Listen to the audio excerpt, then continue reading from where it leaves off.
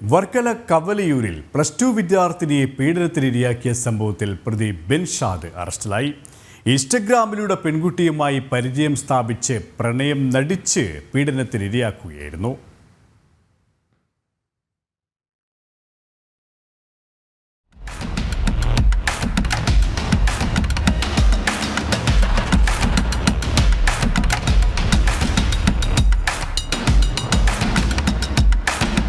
വർക്കല കവലയൂരിൽ +2 വിദ്യാർത്ഥിനിയെ പീഡനത്തിനിരയാക്കിയ സംഭവത്തിൽ പ്രതി ബിൻഷാദ് അറസ്റ്റിലായി. ഇൻസ്റ്റഗ്രാമിലൂടെ പെൺകുട്ടിയുമായി പരിചയം സ്ഥാപിച്ച് പ്രണയം നടിച്ചായിരുന്നു പീഡനം.